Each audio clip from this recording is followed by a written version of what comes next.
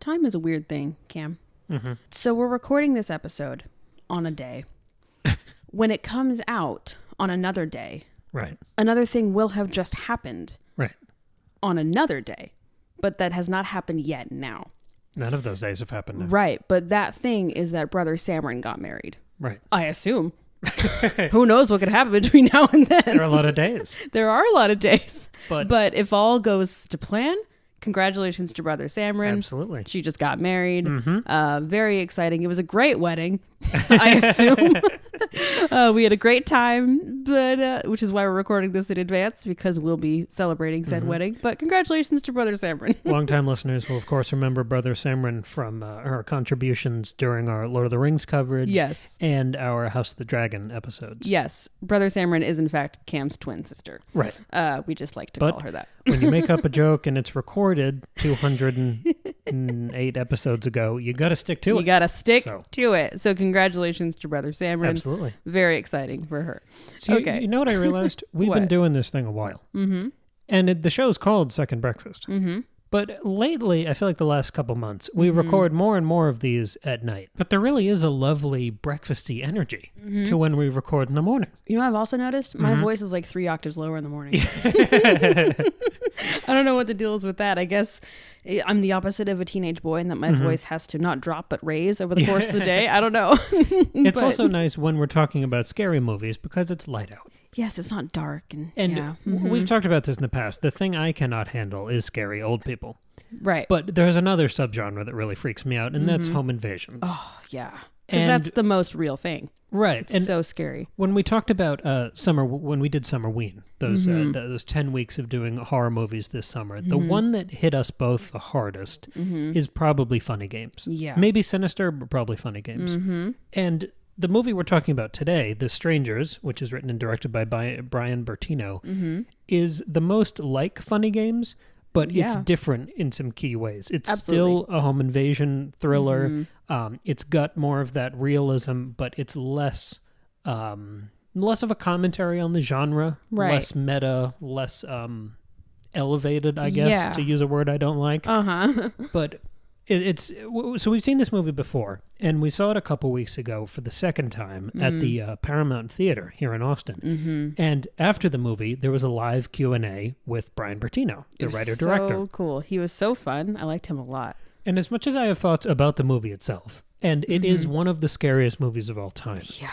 And that opinion has only intensified after seeing it the second time. But the thing that really evolved that opinion is seeing it at a place like the Paramount. Yeah. Because the sound design really stood out to me here. Yeah, totally. Like every creak, every breath bouncing off the walls, it was such a huge cavernous space. Yeah. And it's a place like musicians perform. They've got quite a good sound system. So every knock at the door from the home invaders, which are just 3 people with masks who don't really talk. Yeah. It's an incredibly simple movie. It's a not quite yet husband and wife who are at home, and they're kind of breaking up, and then there's a knock at the door, and then everything goes sideways. Yep. But those knocks at the door were so titanic in a place like the Paramount. Loud.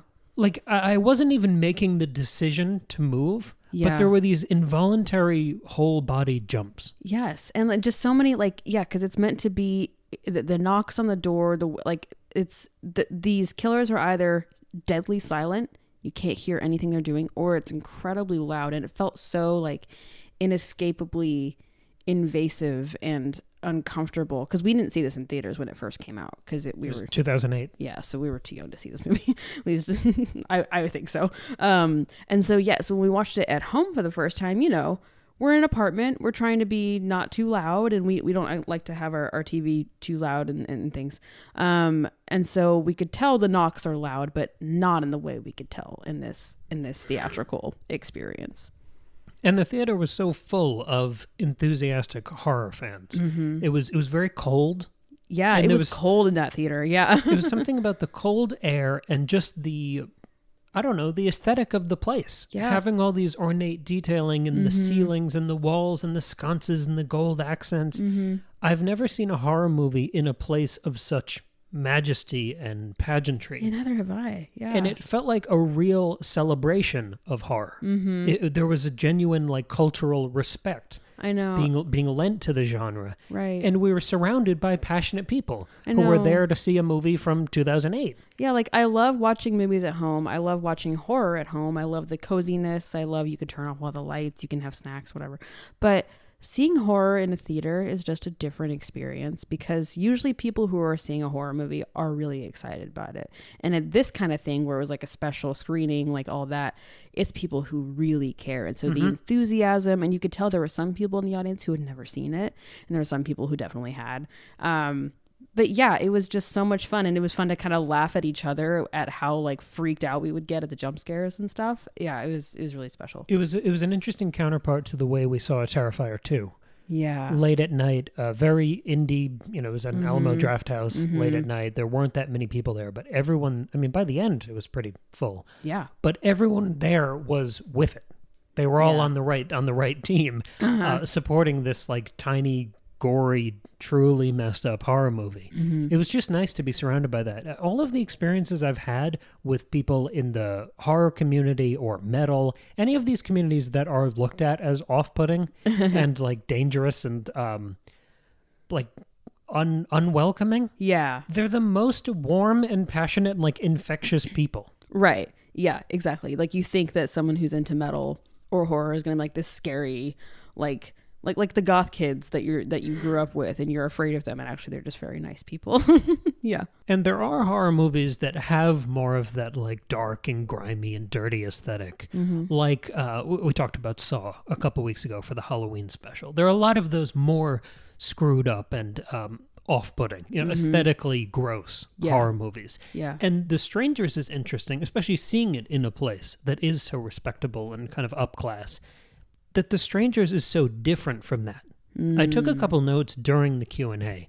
Bertino said that he fought the studio to make the film look warm. Yeah. Because this was made in the early 2000s, where all horror movies, after things like Saw had done so well, were on the green-blue spectrum.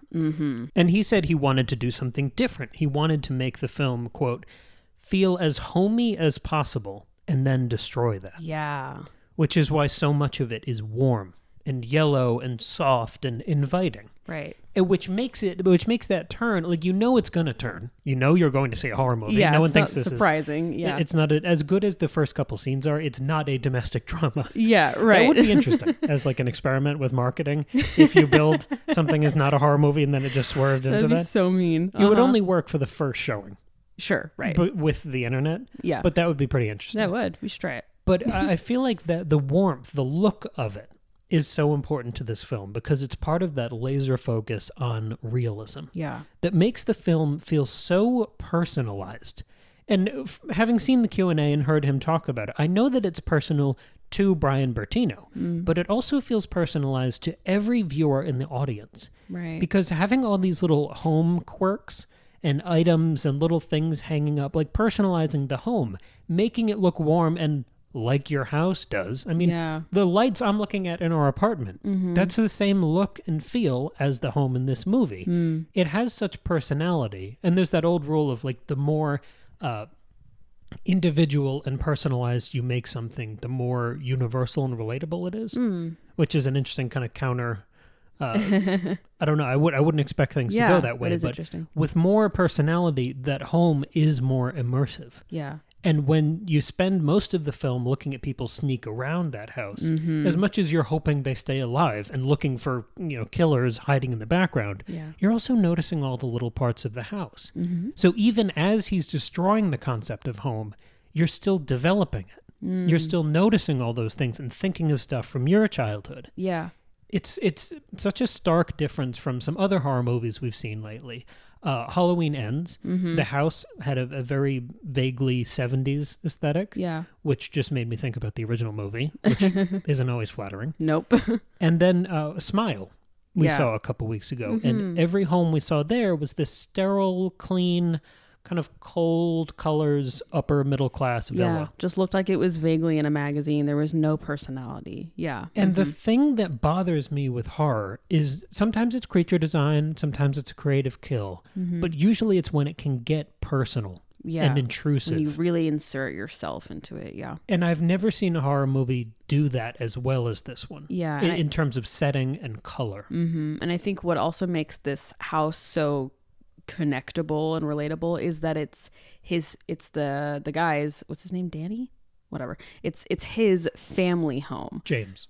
Whatever. James. Like, it's not like the house that they live in together. It's the house that he grew up in, and he and Liv Tyler are staying there like while they're in their hometown for a wedding. And so it's like going back to your parents' house, which is supposed to be the most like comforting and safe place imaginable. Right. It's like home base. Yes. Like, you know, I love where we live. I love our apartment. I feel safe here, whatever. But there's a different level of safety when I go home to my parents. Familiarity. Yeah. Right. Because it's the house that I lived in for the whole second half of my childhood. So, yeah. And there are conflicts. There is violence in this movie. Mm-hmm. But 95% of it is this cat and mouse game where you see these three masked people playing with their food. Mm-hmm. It's almost the whole run of the movie is stalking and hiding. And that goes on for so long that Bertino starts to kind of riff on that idea. Yeah. So there's a moment where Kristen ends up following the mask guy who's supposed to be like creeping through the house looking for her,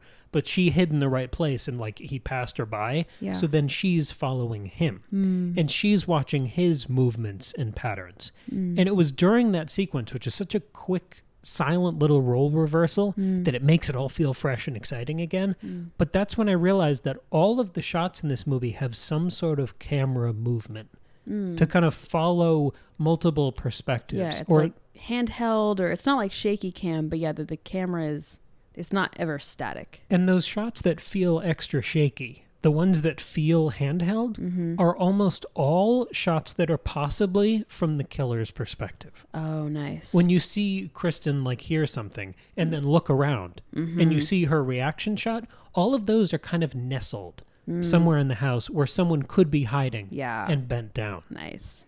We talked about this a little last week with Texas Chainsaw Massacre. It's the same idea, but in a house, it's that much more invasive and wrong and intrusive and upsetting because you don't want a creepy person can't be hiding in my parents' house. That's somewhere I'm comfortable there. I'm used to being there. Right. And it's the shots, like, it's not just the shaky stuff, it's also those wide shots. I mean, like, one of the most famous shots and the most upsetting is when Liv Tyler's in the kitchen drinking a glass of water, and back like to her right in the corner is the man just standing there. She has no idea he's there. She's just standing there drinking water, trying to like calm down.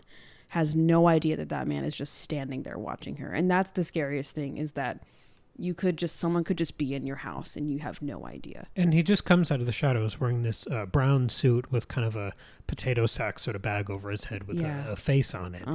But it's the more of those shots you see of them just standing behind her, if it was something like Halloween, someone closes the mirror, they get something out of the medicine cabinet, and then you see Michael Myers standing behind them. Right. He's already got the knife, they're already dead. Yeah.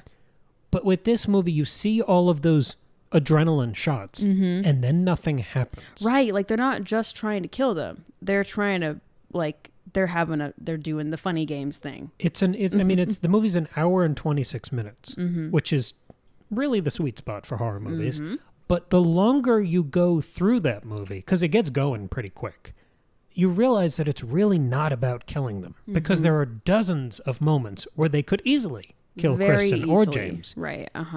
And the more times you see them choose not to, the more unsettled I got. Yeah, because you're like, what is their goal? What are they trying to do? It's that playing with their food. They're watching. They're terrorizing. They're controlling. It almost reminded me of the way dogs shepherd sheep. Oh, yeah. Because they're moving them through the house. Yeah, like, you can tell eventually, like, okay, they're trying to get the two of them together. Because at one point, Liv Tyler is trying to sneak out into the shed to use the radio.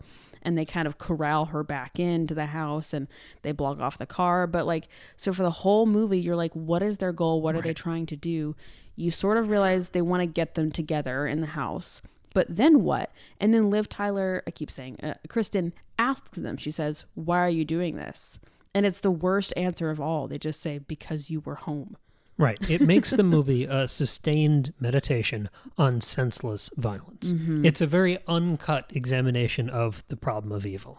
Saying because you were home means there's not some like mustache twirling Satan. It's just humanity. There's no... The only time there's any overt violence, because all those moments of them just standing and watching them or popping out and watching them, that's passive, technically. They're still breaking and entering, I suppose, but there's not a violence there. Right. The only overt, like, rabid violence is when they try to escape. Right. Like you said, when they try to get to the car and drive off, when they try to use the radio and call for help. Yeah. It's all about stoking fear and trapping them. Like, there doesn't seem to be an agenda. The only agenda you imagine for 80 of the 85 minutes is eventually they're going to kill them. Right. Right. Yeah. But most of this movie feels like the villains tapping on an ant farm. Like just banging on the glass and taunting them. To the point that at the end, when... I mean, I'm going to spoil the end. Just go watch it. It's good. Yeah. But at the end, when they do kill them, when they those stabbings at the end feel so obligatory. Yeah. And besides the point, like there's no passion in it. There's no... It's weird to say there's almost no violence. I was gonna say it's not aggressive and it's not fast, and it's like slow and awful and painful, and they're screaming obviously, but it's not like... It's not a really like outrageously violent kill. It's just almost a gentle stabbing. It's very weird. It feels like when you have to clean up after a party. That's not the fun part. So you're kind of just on autopilot through that. Yeah. And that I've never ever seen that twist in a horror movie. Or that shift in tone. It's not really a twist. Yeah. But that's why maybe the big question about this film is, what genre is it? Because I know it's horror, but more than anything else, more than really any horror movie I've ever seen, this feels like true crime. Right. There is no supernatural presence. There's no paranormal reveal towards the end. Every single development here is practical and possible. Yeah. And they hammer home this message that it's just three bad people who decide to do something bad. And it's also not like Saw or Seven, where it's like this mastermind criminal who has all these plans, and then you get the sweeping music and the reveal of all that. Like, it's not like that in the realistic horror. It's just three people. They don't know who they are. They didn't plan this out like that. There's no magic. There's no reason. There's no explanation. And at the end, there's no hope. Right. And if anything, that is doubling down on the themes that so bothered us in funny games. But I would argue it's even more relatable here because there aren't as many meta questions and commentaries and pausing time and using the remote control and playing with all of that. Yeah, because funny games isn't about true crime. It's about horror and our consumption of it. Whereas this is a movie that just is a horror film. And it's that relatability that really bothers you and gets under your skin watching it. Like, they don't even have a gun. They use knives stolen from Kristen and James's kitchen and taunt them. Like, that's their only desire. Bertino, like, quietly undermines a lot of the horror expectations. There's no final girl durability. No. Which I kept expecting. Right. Even as the movie subverted everything else, I just kept thinking, well, Kristen's going to live to the end. Yeah, well, and because you have a lot of moments that are just with Kristen, because James goes out to get, cigarettes? Right, for her. Yeah, and, so she's alone for a while, so you think, oh, it's like, we're going to focus on her, she's going to be our final girl, and then that's not what happens. And there's something about the final girl in a horror movie where they rally. And they become durable and strong, and there's some ingenuity, and there's a revenge element. Yeah, But Kristen didn't have that, and I think that's part of why it felt so realistic and relatable. Yeah. Because she was overwhelmed and wounded the entire movie. She never has the upper hand on them. No. And I think she dies at the end. It's not conclusive because she kind of jumps up at the end, but yeah, no, she does. I think she's gone. There's no way they don't kill her. Yeah. But it doesn't do that thing that has always kind of bugged me in especially later slasher sequels where people get quippy. Yeah. And overconfident. You get these triumphant declarations and kind of cringy dialogue. There were no movie moments. Right. Anywhere in this, as much as it was in a house that feels like somewhere you've lived, regardless of who you are, it feels like you've lived in this house. Yeah, it feels like a home movie. Yes, in that it's also attainable. Yeah, right. And she and Brian Bertino mentioned this in the Q&A. Like, he was trying to create a movie where the characters do everything right. like everything you're supposed to do in a horror movie, right? Because, you know, so often you're watching a horror movie and you're like, why would you open the closet? Why would you leave your phone right there? Why would you, like, what are you doing? Like, grab a weapon and leave. They try to do those things. Like they try to get to the car and they can't. They grab the gun and they barricade themselves in the back bedroom and try to protect themselves. And what happens? Their friend comes over and they accidentally shoot him. Or she tries to use her phone, but she plugs in her phone to charge it, but then they throw it into the fire. Or she tries to call for help on the radio, but then they try to do all the right things. And it doesn't work. But not ingenious things. Right. They're not the things you would do as an audience they're member. not being like super clever, outsmarting the bad guy. Like they're just doing like, okay, this makes sense. I'm going to try to do this. And it doesn't work. Like if they were taking suggestions from the audience, I don't think I'd come up with anything smarter than anything they tried. Yeah. Which makes it even more haunting. Right. I mean, they try to barricade themselves in a room. They try to get different tools and weapons. She tries to just hide a couple times. Right. Which isn't the smartest thing, I guess, but I understand the impulse. Yeah, right. And even like when that first woman knocks at the door, they don't let her in. Like they open the door because they're like, "Who are you?" But then they don't let her in because, you know, in other movies like you let the young girl inside and that's the thing that tips it over. But they don't do that, you know. But they try to do it all right. It doesn't work, and it's not rewarded. And that would feel like the movie moment. Like, well, they have to be likable and we have to leave on sort of a good note at the end. There's no rallying. There's no salvation. Right. And those stabbings at the end that really stuck with me the second time because when you hear all the grisly little, sound details of it, it feels so cold. Yeah. And then they take off their masks right before they do it. And that seals their fate because, they can't leave witnesses. That cements it. People could ID them. But it's so inevitable in a way that Michael Myers feels inevitable. Yeah. Where he's slowly walking behind you, eventually he's going to catch up and knife you. But this felt inevitable in the same way a true crime documentary does. Yes. Because something had to happen to provoke the documentary. Right, yeah. It's so unglamorous. It was so ugly. Like, it was just bad. It was unremarkable everyday people doing an evil thing to unremarkable everyday people. It was almost the similarities between them in that final moment that like shared humanity and it was pedestrian. Yeah. They were the same kind of people, but three of them just made a simple, quiet decision to do something horrific. Right. And I also like that when they take off their masks at the end, we still can't see their faces. Like, it's off camera. And so we don't see their faces the whole time. We see the backs of their heads, we sort it, but we can't ID them. And that also kind of adds to that documentary quality of if it's like an unsolved murder. Right. You see pictures of the victims, you see the family members in the interviews, blah, blah, blah. And you see maybe mock-up drawings of the suspects. Maybe you see in a reenactment, you see the back of the actor's head, but you don't actually see the killer because we don't know who it is. And that secret has sort of died with the victims. And that's kind of what's happening here too.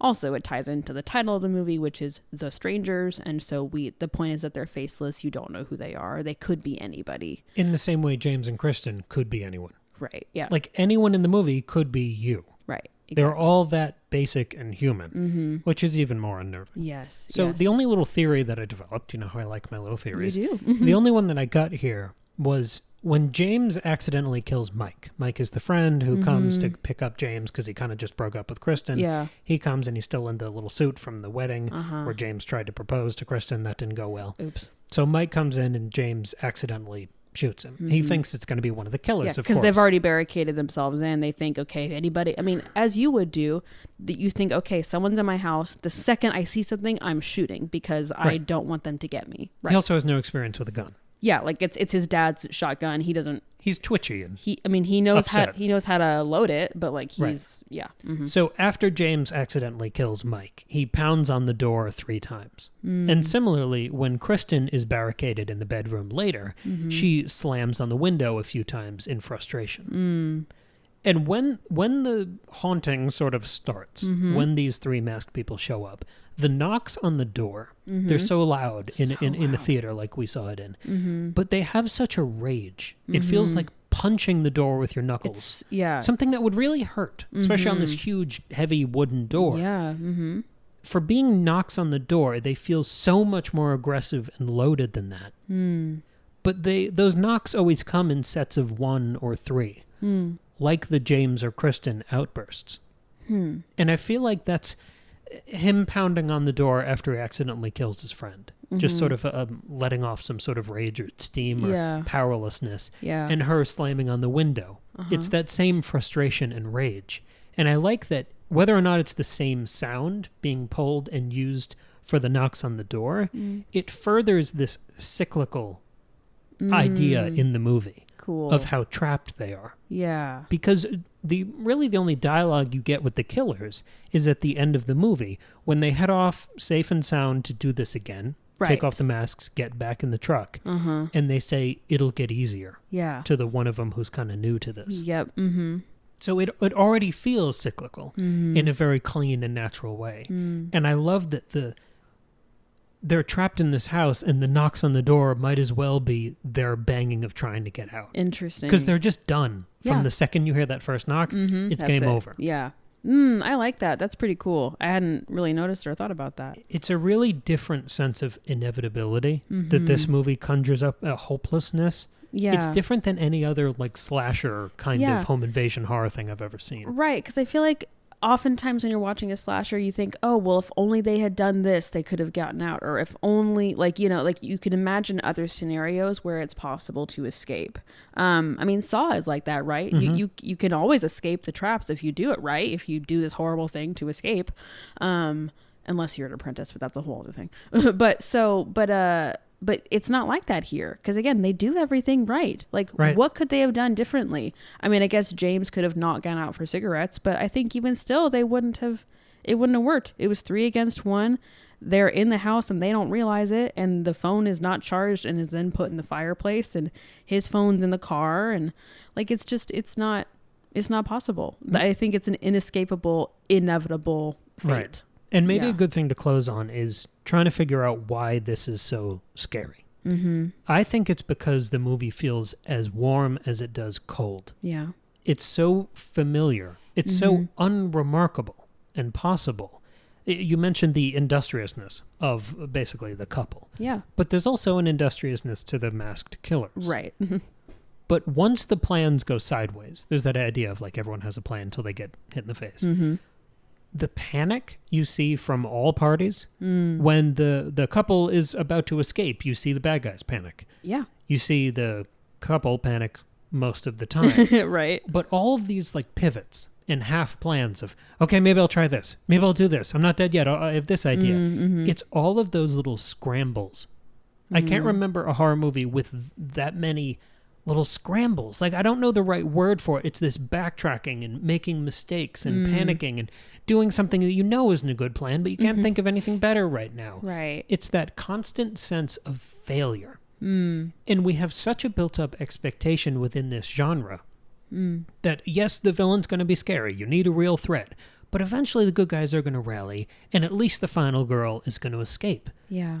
But I feel like Brian Bertino is pointing out here that it's not that scary if eventually you rally and win. The scariest thing isn't just this happening to you. It's you failing and losing. And he grinds the heroes, the final girl especially, through this loss. Yeah. And that failure feels so final. It does. It's so complete by the end of it when you go back to daytime and you see the blood and the mess all over the house. Yeah. It's so genuine and real. It's like, oh, it's a nice, pretty morning. But like, time doesn't care. Time moves on. Like true crime, the world doesn't stop when whatever you're watching, like you're watching a documentary. If that thing happened a couple of years ago, you were just having a normal day a couple of years ago. Right, yeah. Well, yeah, because when they actually are finally killed, it's daytime by then. The sun has come up. It's how mundane and everyday. It's the apathy of the world around. It's just... It's got a realism that is so troubling. It is, and I've never felt a horror movie align so close to true crime. Yeah, I know exactly what you mean. And as we're talking about it, she is in a way a final girl because she dies last, but she dies. Like, you know, her James is killed first, you know, and so she's the last one alive, but then she still doesn't win. So yeah, again, it's that subverting that expectation and making it much more real and grim. Yeah, if you for some reason haven't seen this movie, it's really great. I mean, it's terrifying. It'll stick with you. We were talking about this earlier. Funny Games was more upsetting, but not really scary. Like, Funny Games isn't scary. It's just awful. And we talked all about it in our episode. That was a good episode. This movie is scary. It is really, really scary. It is maybe one of the scariest movies I've seen. It sustains that tension perfectly. Yeah. It's like one note at the edge of the piano for an hour. Yeah, it's really good. It doesn't feel like a 2000s movie. Not that that's a bad thing, but it's got this timeless quality to it. I think it's because of that warmth. Honestly, that's a big part of it. It was also cool seeing a Q&A. Yeah, with the director the Q&A and the was paramount. so cool. Yeah, that was really fun. I love being able to go to stuff like that. Look up your local theaters. Yeah, they've always got little events and people coming to town. Maybe there's a local film festival. As much as those have new movies, like this one was part of some Austin Film Festival. They had a movie from 2008. They just had some horror movies up for October. Yep. Just get on some mailing lists for local things, and you can just stumble on great little events like this. And it wasn't even expensive. It was like $11 each. Like, it was it was cheaper than going to a normal theater at night. Like, it was great. So definitely recommend y'all do that. Yeah. All right, well, thanks for listening. What's on? I don't know what's coming up this Friday. Something's coming up this Friday. What week is it? The Witcher? I think it's The Witcher. I'm almost positive. Yeah, I think it's The Witcher. So Baptism of Fire, Chapter 4. We are Second Breakfast Pod everywhere. 5. No, Chapter 4. 4. Okay. We are Second Breakfast Pod everywhere, and most importantly, Substack. That's where you can see some exclusive content and bonus episodes and bonus little doodads for every single episode we put out, and you get everything sent right to your inbox as it comes out on Tuesday and Friday. We're also Second Breakfast Pod on Instagram, TikTok, and YouTube. Yes. Where there's all sorts of other interesting content. Yep. You can email us, secondbreakfastpod@gmail.com. And we'll be back on Friday with The Witcher, and then on Tuesday for something that I should have in my head, but I don't. It's planned. We know what it's going to be. We're playing through January. What? Literally? What? I don't know. Nah, who cares? It's a surprise to everyone. It's a surprise. We might have already recorded it. Is it Taylor Swift? I don't know. It might be Taylor Eventually, we're doing a Taylor Swift one. Get ready for that, guys. I'm so excited. Okay, well, again, congratulations to Brother Samran on her wedding. I'm sure it was beautiful. I guess we'll find out if it was, but... I don't know why you're thinking it's a toss-up. No, it's just funny to be like, it was great when it hasn't even happened yet. I think it'll be great. It's going to be great. For the record. Obviously, it's going to be great. I'm being funny. All right. Well, I think I'm being funny. You may not. Okay. Toodaloo. Bye.